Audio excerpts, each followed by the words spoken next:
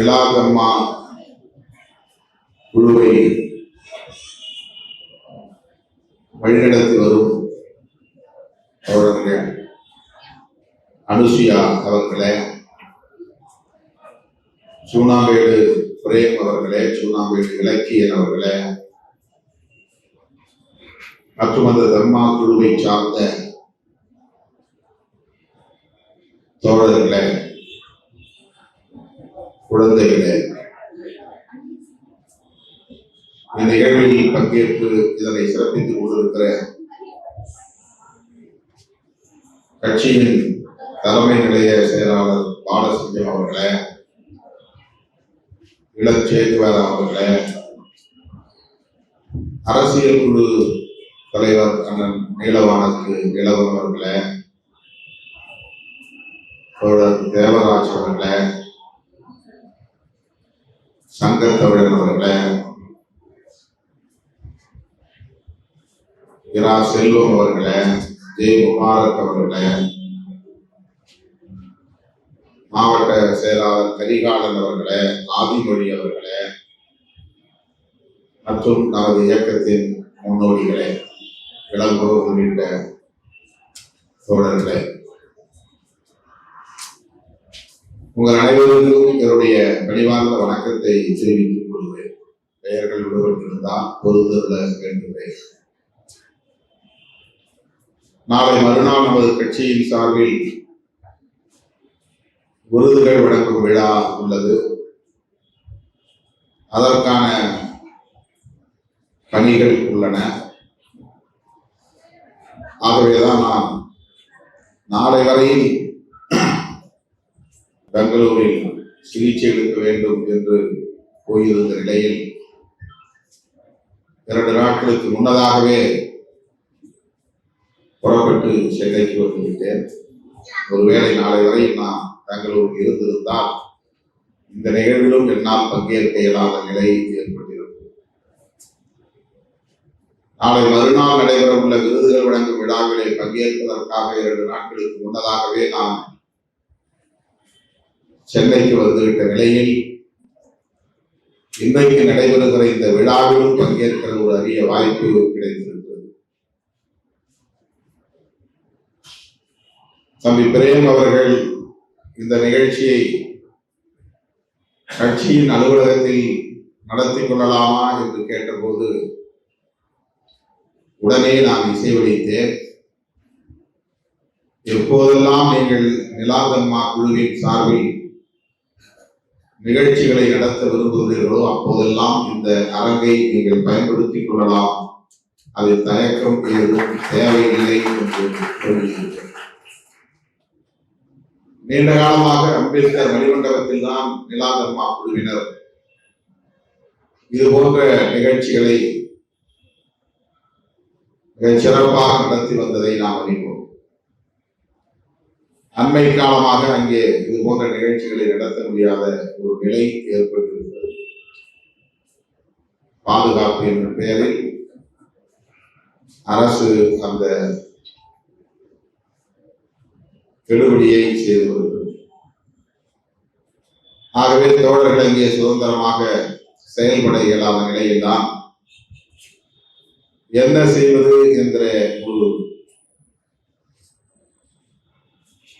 கேள்வியோடு என்னை வந்து அணுகினார்கள். ஆகவே நம்முடைய தலைமையகம் அம்பேத்கர் திடலை இது போன்ற நிகழ்ச்சிகளுக்காக நீங்கள் பயன்படுத்திக் கொள்ளலாம் என்று நான் இசைவளித்தேன். அதன் அடிப்படையிலே இன்றைக்கு நம்முடைய அரங்கில் இந்த விழா நடைபெற்றுக் கொண்டிருக்கிறது. 5 மணிக்கே தொடங்கி இருக்க வேண்டிய நிகழ்ச்சி 6 மணிக்கு தொடங்கலாம் என்று எண்ணியிருந்த வேளையில் உரிய நேரத்திற்கு வர இயலாத ஒரு சூழலில் தோழர்கள் மேலும் சற்று காலம் தாழ்ந்து நிகழ்ச்சியை தொடங்கியுள்ளனர். ஏறத்தாழ 2 மணி நேரத்திற்கு மேலான நிகழ்ச்சிகளை நடத்துவதற்கு நிலாதம்மா குழுவினர் திட்டமிட்டுள்ளனர். இன்னும் 5-6 நாடகங்கள் நடைபெற உள்ளன. பௌத்தம் தொடர்பான கருத்தியலை விளக்கும் நிகழ்வுகள் அரங்கேற உள்ளன. இதற்கிடையில் நான் சில நிமிடங்கள் பேச வேண்டும், தொடர்ந்து நிகழ்ச்சிகள் நடைபெறும் என்று தம்பி பிரேம் அவர்களிடத்திலே வந்து வேண்டுகோள் விடுத்தார். காலையிலிருந்து ஏராளமான பார்வையாளர்கள் வந்து காத்திருக்கிறார்கள். கல்லூரிக்கான சேர்க்கை நேரம், 12ஆம் வகுப்பு குறித்த மாணவர்கள் சென்னையிலே பல்வேறு கல்லூரிகளில் சேர்வதற்கு முயற்சித்துக் கொண்டிருக்கிற ஒரு நெருக்கடியான நேரம். அவர்களும் என்னை சந்திப்பதற்காக ஏராளமானவர்கள் காத்திருக்கிறார்கள். ஆகவே நீங்கள் நீண்ட நேரம் இங்கே காத்திருக்க வேண்டாம். ஒரு சில நிமிடங்கள் பேசி வாழ்த்தினால் போதும். எங்கள் நிகழ்வுகள் தொடர்ந்து நடைபெற்றுக் கொண்டிருக்கும். இன்னும் குறைந்தது 5 நிகழ்ச்சிகளாவது மேடையில் அரங்கேற உள்ளன என்று என்னிடத்திலே தம்பி பிரேம் அவர்கள் வந்து குறிப்பிட்டார். ஆகவே நான் நெடுநேரம் எடுத்துக் கொள்ளப் போவதில்லை. தொடர்ந்து இந்த நிகழ்ச்சியை நீங்கள் சிறப்பாக நடத்த வேண்டும் என்று நான் வாழ்த்துகிறேன். இந்த நிகழ்ச்சியை நடத்துகிற நிலாந்தமா குழுவினரின் முயற்சி போற்றுதலுக்குரியது. நான் நெஞ்சார பாராட்டுகிறேன். நம்மை எல்லாம் மனிதர்களாய் தலைவர் வைத்த நம்முடைய மகத்தான தலைவர் புரட்சியாளர் அம்பேத்கர் அவர்கள்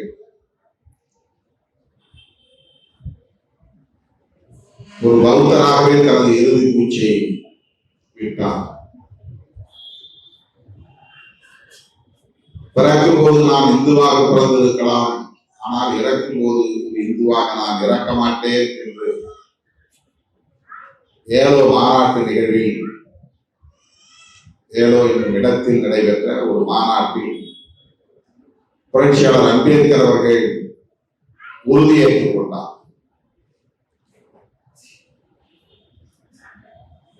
அதன் பின்னர் அவர் ஒரு நீண்ட நெடிய ஆய்வுகளை மேற்கொண்டு பண்பாட்டு தளத்திலே ஆழ்ந்த ஆய்வுகளை மேற்கொண்டு அதன் அடிப்படையில் அவர் உறுதியாக எடுத்த ஒரு முடிவுதான் பௌத்தத்தை தழுவுவது என்பதாகும்.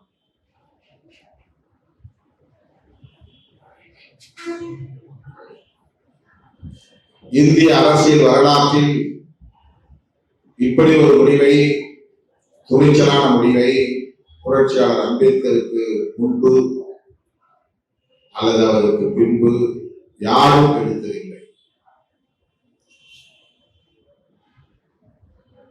இந்த முடிவு தனிப்பட்ட முறையிலே அவருடைய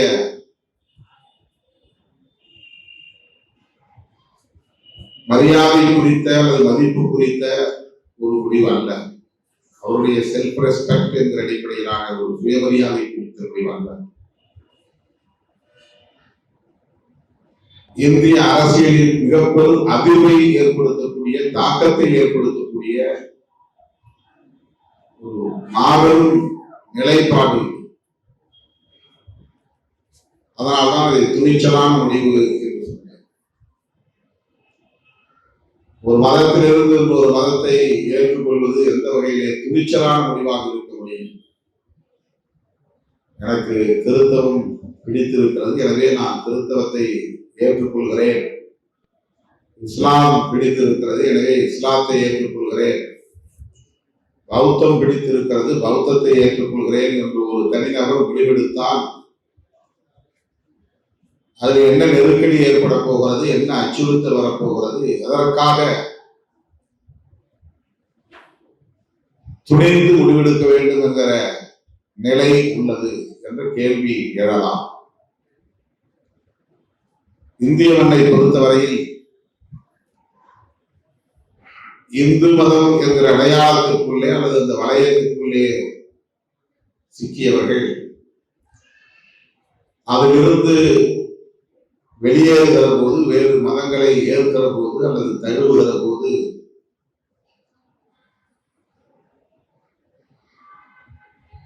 பெரும் தாக்கத்தை அது ஏற்படுத்தி இருக்கிறது, சலசலப்பை ஏற்படுத்தி இருக்கிறது, மோதலை ஏற்படுத்தி இருக்கிறது, வன்முறைகள் வெடித்திருக்கின்றன.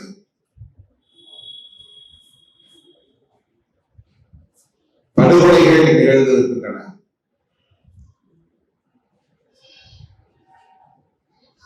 அந்த வகையில் பார்த்தது போது புரட்சியாளர் அம்பேத்கர் அவர்கள் இந்து என்ற அடையாளத்தை உதறிவிட்டு தனிநபராக மட்டுமே அவர் வெளியேறவில்லை, லட்சக்கணக்கானோடு வெளியேறினார். லட்சக்கணக்கான பேரோடு அவர் பௌத்தத்தை தழுவினார் என்பதை விட லட்சக்கணக்கான பேரோடு அவர் இந்து வளையத்தில் இருந்து வெளியேறினார் என்பதுதான் செய்தி. அடிக்கோடிட வேண்டியது.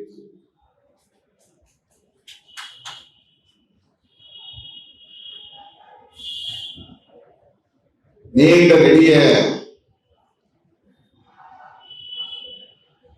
போராட்டங்களுக்கு பிறகு, ஆய்வுகளுக்கு பிறகு, நெருக்கடிகளுக்கு பிறகு புரட்சியாளர் அம்பேத்கர் அவர்கள் இந்த முடிவை எடுக்கிறார். ஆகவே இது ஒரு துணிச்சலான முடிவு. இந்திய அரசியல் வரலாற்றில் ஒரு மாபெரும் தாக்கத்தை ஏற்படுத்திய முடிவு. இந்து சமூக கட்டமைப்பின் மீது பேரிடியாக புரட்சியாளர் அம்பேத்கரின் இந்த நிலைப்பாடு அமைந்தது என்பதை விட விழுந்தது, பேரிடியாக விழுந்தது என்றுதான் சொல்ல வேண்டும். அவ்வப்போது இந்து மதத்தை விட்டு வெளியேறியவர்கள் தான் இந்தியாவிலே இஸ்லாமியர்களாகவும் கிறிஸ்தவர்களாகவும் இருக்கிறார்கள். இன்றைக்கு இஸ்லாமியர்கள் கணிசமான அளவிலே இந்தியாவில் இருக்கிறார்கள் என்றால் அவர்கள் எல்லாம் ஒரு காலத்திலே அவர்களின் முன்னோர் இந்துக்களாக இருந்தார்கள் என்பதுதான் வரலாறு. இந்தியாவிலே குறிப்பிட்ட சதவீதத்திற்கு கணிசமான அளவிற்கு கிறிஸ்தவர்கள் இருக்கிறார்கள் என்றால் அவர்கள் எல்லாம் ஒரு காலத்தில், அவர்களின் முன்னோர் ஒரு காலத்தில் இந்துக்களாக வாழ்ந்தார்கள் என்பதுதான். புரட்சியாளர் அம்பேத்கர் அவர்கள் இது குறித்து ஆய்வு செய்கிற போது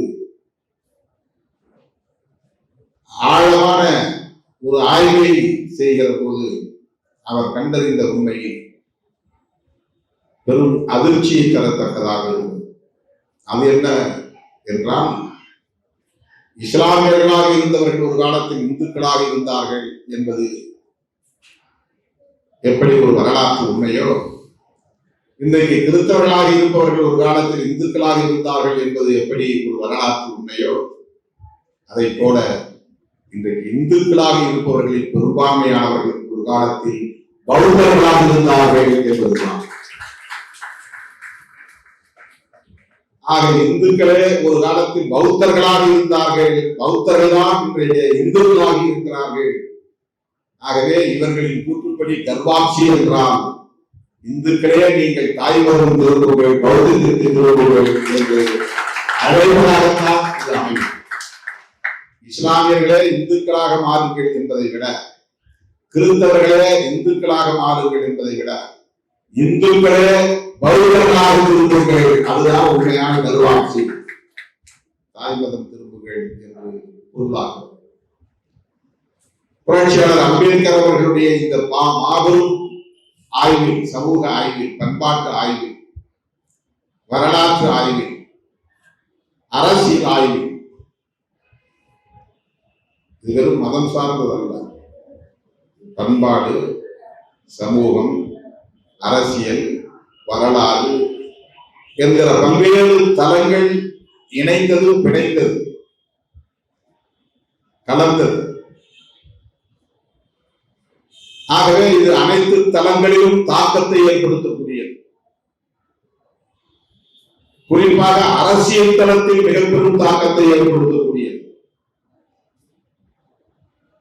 ஆகவேதான் புரட்சியாளர் அம்பேத்கர் அவர்கள் நான் பிறக்கும் போது இந்துவாக பிறந்திருக்கலாம், அது என் கையில் இல்லை, ஆனால் இறக்கும் போது நான் இந்துவாக இறக்க மாட்டேன் என்று சொன்னதும் இந்திய அரசியல் களத்தில் சூடு பிடித்து விட்டது, பரபரப்பு தோன்றியுள்ளது. இந்துக்களின் முகாமில் பெரும் அதிர்ச்சி பரவியது, அச்சம் பரவியது, பதற்றம் பரவியது. ஆகவே அவர்கள் புரட்சியாளர் அம்பேத்கர் அவர்களை சந்தித்து அந்த நிலைப்பாட்டை மறுபரிசீலனை செய்யுங்கள் என்று கெஞ்சும் நிலை ஏற்பட்டது. இஸ்லாமியர்களும் கிறிஸ்தவர்களும் இன்னும் பல்வேறு மதங்களை சார்ந்தவர்களும் கூட புரட்சியாளர் அம்பேத்கர் அவர்களை சந்தித்து உரையாடி இருக்கிறார். இஸ்லாமிய தலைவர்கள் எங்கள் மதத்தில் நீங்கள் சேரலாம், கிறிஸ்தவ பாதிரிமார்கள் நீங்கள் எங்கள் மதத்தில் வந்து சேரலாம். அவர் ஒரு ஆளாக இருந்திருந்தால் யாரும் ஓடி போய் அப்படி கேட்டிருக்க மாட்டார். அம்பேத்கர் என்றால் ராவணனுக்கு 10 தலை, புரட்சியாளர் அம்பேத்கருக்கு 10 லட்சம் தலைவர். அம்பேத்கர் என்றால் 10 லட்சம் பேர், 10 லட்சம் தலைகளோடு தான் அவர் நாக்பூருக்கு வந்தார். 10 லட்சம் தலைகளோடு தான் அவர் பௌத்தத்தை திரும்பினார். ஆகவே அம்பேத்கர் என்கிற ஒரு தனிநபர் பௌத்தத்தை ஏற்கப் போகிறார் என்று அவர்கள் கருதி இருந்தால் கண்டுகொள்ளாமல் இருந்திருப்பார்கள். அம்பேத்கரோடு பல லட்சம் பேர் இந்து மதம் என்கிற அடையாளங்களை உதவிட்டு வெளியேறப் போகிறார்கள். இதுதான் அவர்களுக்கு பெரிய அச்சத்தை ஏற்படுத்துகிறது. ஆகவே புரட்சியாளர் அம்பேத்கர் மட்டுமல்ல, அவருடைய குடும்பம் மட்டுமல்ல, இந்தியாவில் இருக்கக்கூடிய இந்துக்கள் இருக்கிற அடையாளத்தில் இன்றைக்கும் உழந்து கொண்டிருக்கிற லட்சக்கணக்கான கோடிக்கணக்கான குடும்பங்கள், அந்த குடும்பங்களின் முன்னோர் ஒரு காலத்தில் இந்துக்கள் பௌத்தர்களாக இருந்தார்கள், இன்றைக்கு இந்துக்களாக இருக்கிறார்கள். இதுதான் அவருடைய ஆய்வில் கண்டறிந்தது. ஆகவேதான் புரட்சியாளர் அம்பேத்கர் நாங்கள் எங்கள் பூர்வீக வாழ்வியலை ஏற்றுக்கொள்கிறோம், பௌத்தத்தை தருகிறோம். எமது முன்னோரின் ஆதி மக்களின் நாகரிகம் நடிநாகரிகம் சிறந்த வாழ்வியலை ஏற்றுக்கொள்கிறோம். என்னோடு வாருங்கள் தோழர்களே, நாக்பூருக்கு வாருங்கள், நாம் பௌத்தம் ஏற்போம், பௌத்தம் தழுவுவோம் என்று அறிவிப்பு செய்தார் புரட்சியாளர் அம்பேத்கர் அவர்கள். இது ஒரு அரசியல் முடிவு, இது ஒரு அரசியல் முடிவு, இது ஒரு அரசியல் நிலைப்பாடு. சாதி மதம் என்கிற பெயரால் இந்த மண்ணில் நிலவும் பாகுபாடுகளுக்கு எதிரான ஒரு யுத்தத்தின் நிலைப்பாடு, ஒரு யுத்தத்தின் விளைச்சல். இந்து மதத்தை மட்டும் விமர்சிக்கிறீர்கள், இஸ்லாத்தை விமர்சிப்பதில்லை. இந்து மதத்தை மட்டும் குறை சொல்லுகிறீர்கள், கிறிஸ்தவத்தை குறை சொல்வதில்லை. இந்து மதத்தில் மட்டும்தான் மூட நம்பிக்கைகள் உண்டா, பிற மதங்களில் மூட நம்பிக்கைகள் இல்லையா? இந்து மதத்தில் மட்டும்தான் பெண்ணடிமைத்தனம் இருக்கிறதா, பிற மதங்களில் பெண்ணடிமைத்தனம் இல்லையா? நீங்கள் இந்துக்களின் விரோதி, இந்துக்களை மட்டுமே நீங்கள் விமர்சிக்கிறீர்கள் என்று சில பேர் கேள்வி எழுப்புகிறார். இது ஒரு மேலோட்டமான பார்வை, ஷேலோ கிரிட்டிசிசம், மேலோட்டமான பார்வை. பெண்களுக்கு எதிரான வன்கொடுமைகள் என்பது உலகம் தழுவிய அளவில் இருக்கிறது, எல்லா மதங்களிலும் இருக்கிறது, யாரும் மறுக்கவில்லை. மூட நம்பிக்கைகள் எல்லா மதங்களிலும் இருக்கிறது, யாரும் மறுக்கவில்லை.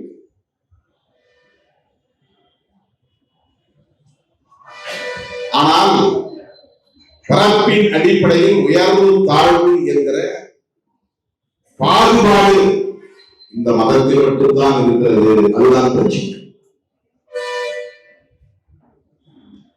Cost paste discrimination.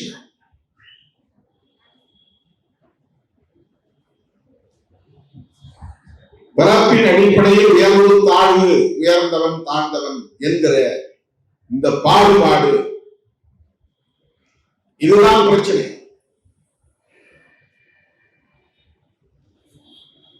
தீண்டாமை, தொட்டால் தீட்டு, நெருங்கினால் தீட்டு,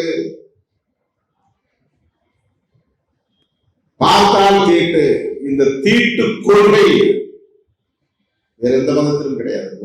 ஒரு மதத்தின் அடிப்படை கொள்கையாக பேசிக் கான்செப்ட் ஆஃப் ரிலிஜியன், ஒரு மதத்தின் அடிப்படை கொள்கையாக தீட்டு கொள்கை இருக்கிறது. எந்த மதத்திலே தீட்டு கொள்கை இருக்கிறது? பிறப்பின் அடிப்படையில் பாகுபாடு, தீட்டு கொள்கை. இதுதான் இந்து தர்மத்திற்கு எதிரான விமர்சனங்களுக்கு காரணம்.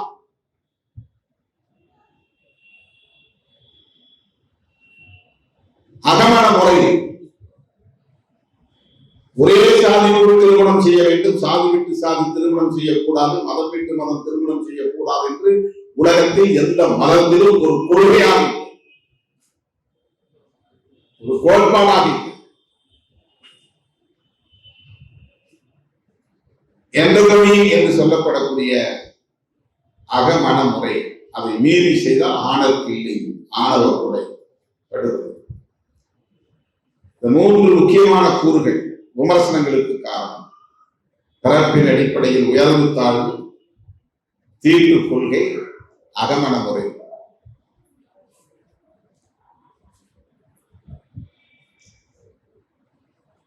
இதுதான் இந்த மதத்தின் மீதான அல்லது தர்மத்தின் மீதான அல்லது இந்த கருத்தியின் மீதான தாக்குதல்களுக்கும் விமர்சனங்களுக்கும் காரணம் என்பதை நாம் எடுத்துரைத்தாலும் அவர்களால் உள்வாங்கிக் கொள்ள முடியும், புரிந்து கொள்ள தயாராக. அதை சீர் செய்வதற்கும் அவர்கள் தயாராக, அதை அழித்தொழிப்பதற்கும் அவர்கள் தயாராக.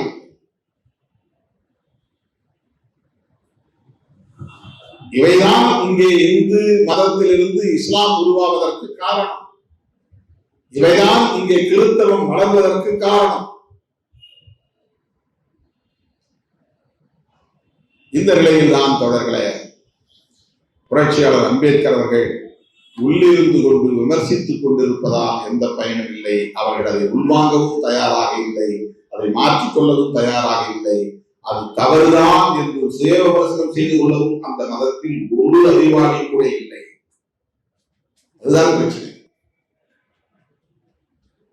ரெண்டு பேருக்கு இடையில நல்லிணக்கமான நட்பு உருவாகணும்னா ரெண்டு பேரும் பகிர்ந்து கொள்ளக்கூடிய கருத்துக்களை ரெண்டு பேரும் உள்வாங்கிக் கொண்டு புரிந்து கொள்ள வேண்டும். எது சரியோ அதை ஏற்றுக்கொள்ள வேண்டும், எது சரியோ அதை ஏற்றுக்கொள்ள வேண்டும். நீ சொல்லுவதை நாம் ஏற்றுக்கொள்ள முடியாது என்று இரண்டு பேருமே பிடிவாதம், வரட்டு பிடிவாதம் செய்தால் அங்கே நல்லிணக்கத்திற்கு இடமே இல்லை, வாய்ப்பே இல்லை. ஆகவே புரட்சியாளர் அம்பேத்கர் என்ன சொல்லுகிறார் என்றால், இந்த அடையாளங்களுக்குள்ளே உழந்து கொண்டே இருந்தால், அவர்களை எதிர்த்துக் கொண்டிருப்பதால், விமர்சித்துக் கொண்டிருப்பதால், அவர்களை எதிர்த்து போராடி கொண்டிருப்பதால் ஒருபோதும் அவர்கள் தன்னுடைய நிலைப்பாட்டை மாற்றிக் கொள்ளப் போவதில்லை, அதற்கு வாய்ப்பில்லை. வரலாறு அப்படித்தான் சொல்கிறது. எனவே அதை விட்டு வெளியேறுவதுதான் தீர்வு. இதுதான் புரட்சியாளர் அம்பேத்கர். அப்படித்தான் அவர் வெளியேறினார்.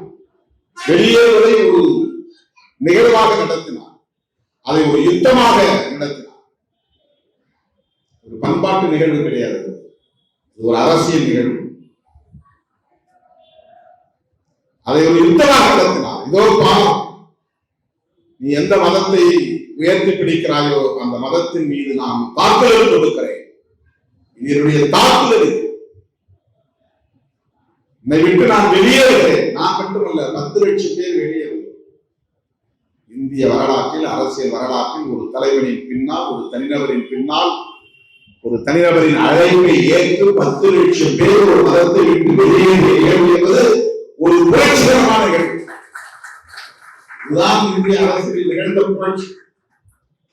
ஏன் அம்பேத்கர் அவர்களை புரட்சியாளர் என்று அழைக்கிறோம்? இது போன்ற நடவடிக்கைகளால் தான். இதுதான் புரட்சிகரமான நடவடிக்கை. பாபா சாஹிப் என்றால் தந்தை என்று அவ்வளவுதான். தந்தை என்று யாரையும் அழைக்கும். உரையாடப்படுத்துவதை விட கொள்கையை உரையாடப்படுத்துவது. தந்தை அம்பேத்கர் என்று அழைப்பதை விட புரட்சியாளர் அம்பேத்கர் என்று சொல்லுகிற போது அவர் புரட்சிகரமான சிந்தனையாளர், புரட்சிகரமான செயற்பாட்டாளர், புரட்சிக்கான வித்துக்களை ஊற்றியவர், புரட்சிக்கான அடித்தளத்தை அமைத்தவர், புரட்சியை நோக்கி மக்களை வழிநடத்துகிறவர்.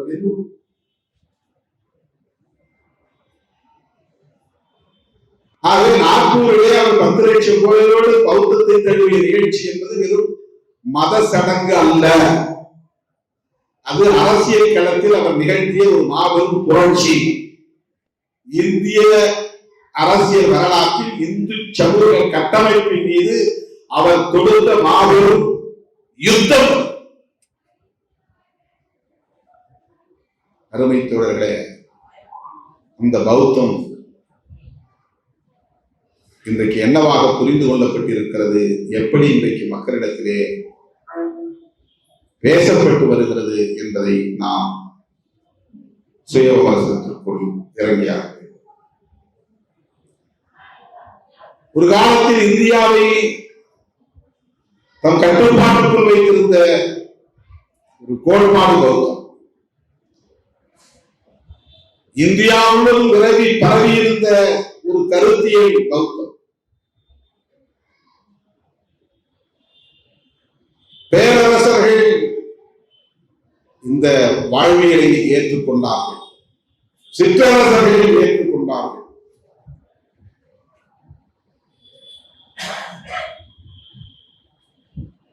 மௌரியர்கள் மட்டுமல்ல, அவர்களை தொடர்ந்து பல ஆட்சியாளர்கள், அசோகர் மட்டுமல்ல, ஹர்ஷர், கனிஷ்கர் போன்றோர்.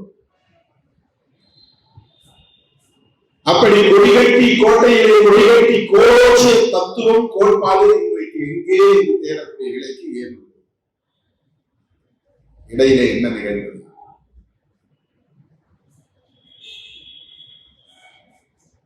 இந்த வரலாற்று போக்குகளை அறிந்து கொள்வதும் நம்முடைய கடமை. ஒருவர் வெற்றி பெற்று விட்டால் தொடர்ந்து வெற்றியின் முகத்திலேயே இருக்க முடியாது. ஒருவர் கோட்டையிலே கோலோச்சி கொண்டிருக்கிறார் என்றால் அவன் தொடர்ந்து கோட்டையிலேயே கோலோச்சி கொண்டிருக்க முடியாது.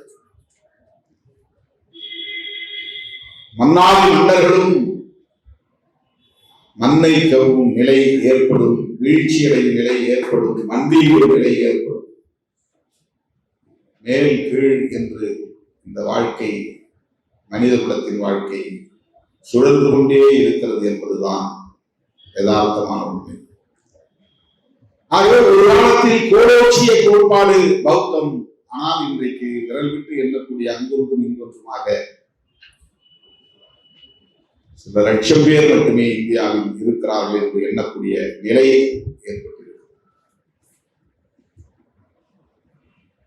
இன்றைக்கு டெல்லியிலே அவர்கள் கோலோச்சலாம், கோட்டையிலே அவர்கள் கொடியேற்றலாம். ஆனால் அவர்களுக்கு இதே நிலை ஒரு நாள் ஏற்படும். அந்த காலம் வரும். அது ஜூன் 4ஆம் தேதியாக இருக்கலாம். அவர்கள் நம்மை கருதும் நிலை, முண்டியிடும் நிலை, தலைகீழாக உட்புற வீழும் நிலை உருவாகலாம். இது வரலாறு. இந்த பௌத்தம் எவ்வாறு வீழ்ச்சி அடைந்தது,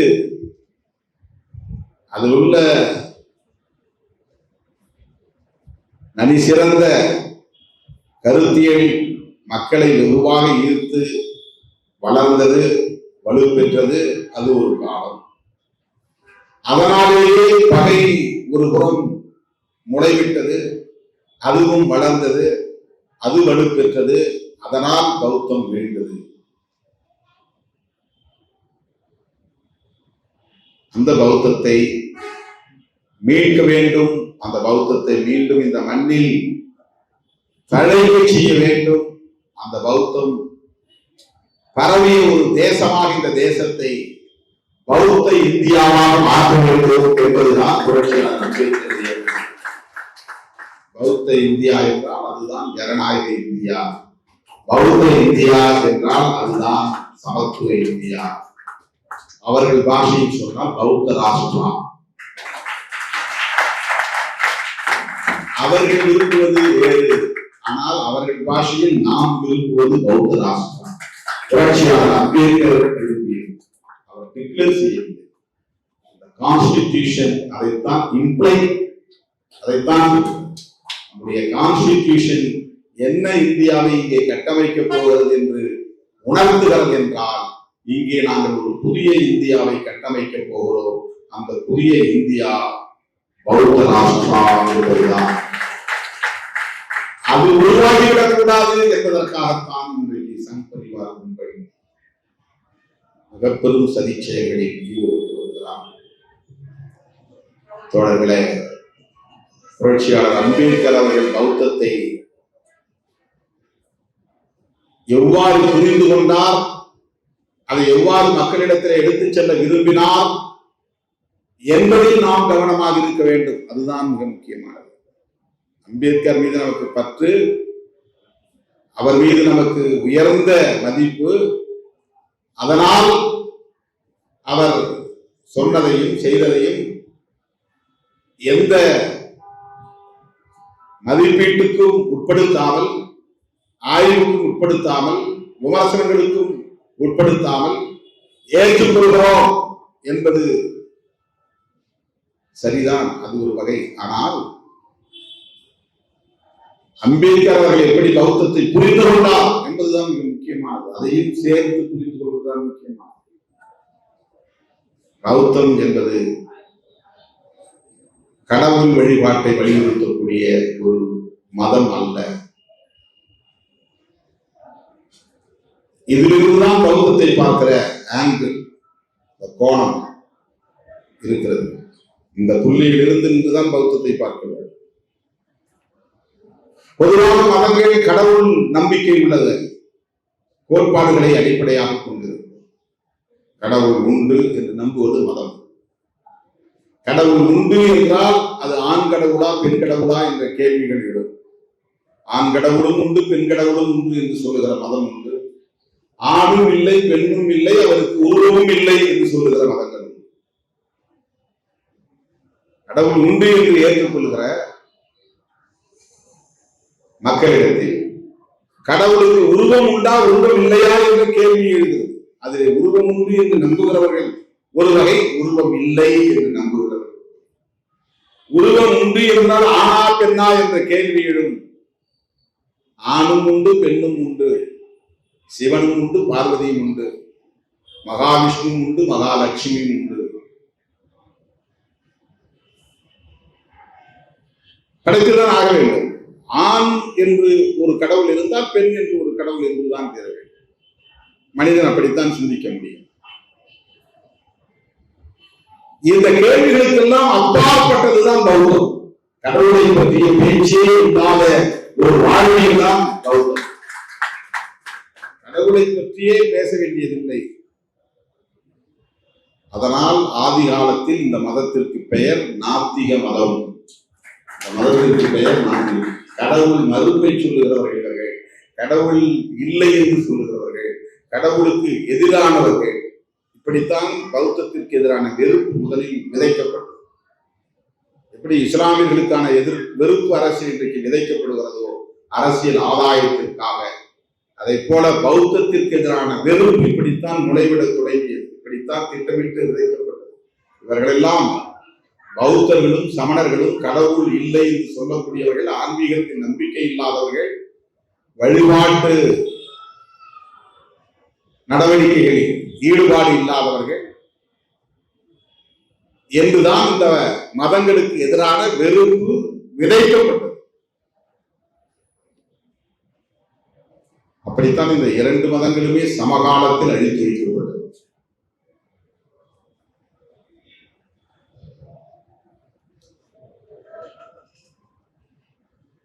பௌத்தத்தை பின்பற்ற துடிக்கிற நாம் இந்தியாவில் இருக்கிற பௌத்தம் அல்லது இலங்கையில் இருக்கிற பௌத்தம் அல்லது மியான்மரில் இருக்கிற பௌத்தம், தாய்லாந்தில் இருக்கிற பௌத்தம், ஜப்பானில் இருக்கிற பௌத்தம் எவ்வாறு இயங்குகின்றன என்பதை பற்றி என்றைக்காவது நாம் பேசியிருக்கிறோமா, விவாதித்திருக்கிறோமா? அதற்குள்ளே நாம் என்றைக்காவது ஆய்வை நடத்தி இருக்கிறோமா? இல்லை.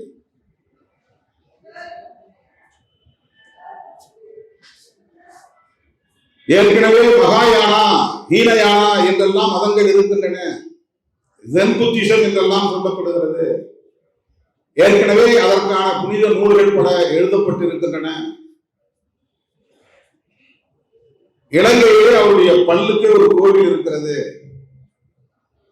மலையகத்தில் புத்தருடைய பல் மாபெரும் விகார கட்டி பாதுகாக்கப்படுகிறது.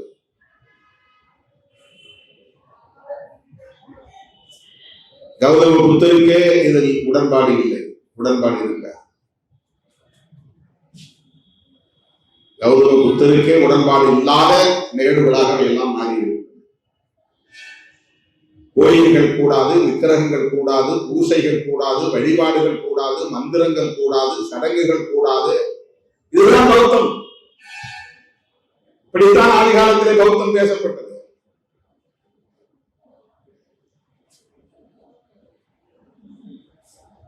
அதனால்தான் மகாயானத்தை பற்றியோ ஹீனயானத்தை பற்றியோ அல்லது அதனுடைய வேறு பிரிவுகளை பற்றியோ பேசாமல் இதோ நான் எழுதுகிறேன் பௌத்தம் தொடர்பாக என்று எழுத வேண்டிய நிலை ஏற்பட்டது. அதற்கு அவர் வைத்த பெயர் நவயானா. அதில் மகாயானா, இது ஈனயானா, இது நவயானா என்ற புதிய பெயரை அவர் ஏன் சூட்ட வேண்டும்? இது ஒரு கேள்வி. ஏற்கனவே மகாயானம் இருக்கிற போது மகாயானம் என்றால் பெரும் பாதை, நெடும் பாதை என்று பொருள். அவ்வளவுதான். ஈனயானம் என்றால் எளிய பாதை என்று, இலகுவான பாதை என்று. நவயானா என்றால் புதிய பாதை என்று, புதிய பாதை, புதிய வழி. ஆக புரட்சியாளர் அம்பேத்கர் அவர்கள் இதோ நான் எழுதுகிறேன் புத்தருடைய தம்மம் என்ன என்று நான் எழுதுகிறேன்.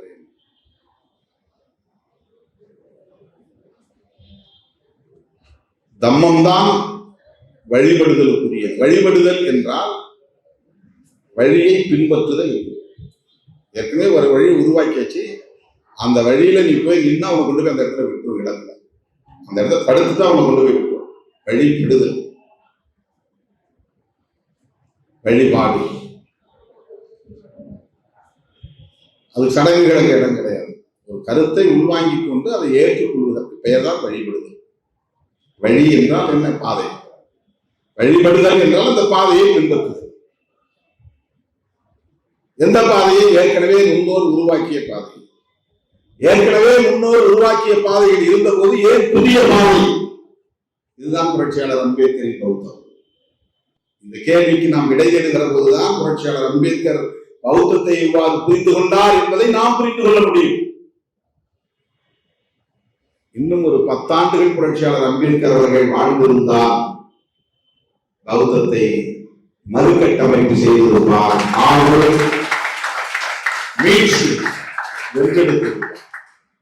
மக்களுக்கு தொண்டாற்றி உறக்கம் இல்லாமல் உழைத்து சர்க்கரை நோய்க்கு ஆளாகி 65 வயதிலேயே காலமாகும் நிலை அவருக்கு ஏற்பட்டது.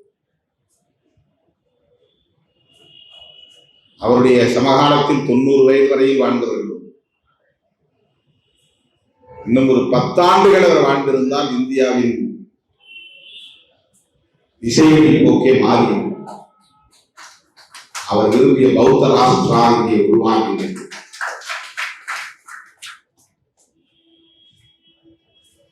ஆகவே பௌத்தம் என்பது ஒரு அரசியல் கோட்பாடு. பௌத்தம் என்பது ஒரு கலாச்சார கோட்பாடு. பௌத்தம் என்பது ஒரு சமூகவியல் கோட்பாடு. பௌத்தம் என்பது சடங்குகளால் நிறைக்க பெற்ற ஒரு ஆன்மீக கோட்பாடு அல்ல. சடங்கு சம்பிரதாயங்களை கொண்ட ஒரு ஆன்மீக கருத்தியல் அல்ல. மக்களை இயல்பாக வாழ வைப்பதற்கு வழிகாட்டக்கூடிய ஒரு வாழ்வியல் தான் பௌத்தம். அதில் பாகுபாடு கிடையாது, தீட்டு கொள்கை கிடையாது, ஆணவ கொலைகள் இருக்காது, ஜனநாயகமே மேலோங்கி இருக்கும். பௌத்தம் என்பது ஜனநாயகம் என்று பொருள். பௌத்தம் என்பது சமத்துவம் என்று பொருள். பௌத்தம் என்பது சகோதரத்துவம் என்று பொருள். பௌத்தம் என்பது சுதந்திரம் என்று பொருள். பௌத்தம் என்பது பாகுபாடற்ற ஒரு சமூகத்தை கட்டமைப்பதற்கான அரசியல் கோட்பாடு. அருமை தோழர்களே, பௌத்தத்தை நாம் இவ்வாறு புரிந்து கொள்வோம். புரட்சியாளர் அம்பேத்கரின் பார்வையிலிருந்து புரிந்து கொள்வோம். அதன் அடிப்படையில் நாம் இயங்குவோம் என்று சொல்லி அனைவருக்கும் வாழ்த்துக்களை கூறி நிறைவு செய்கிறேன்.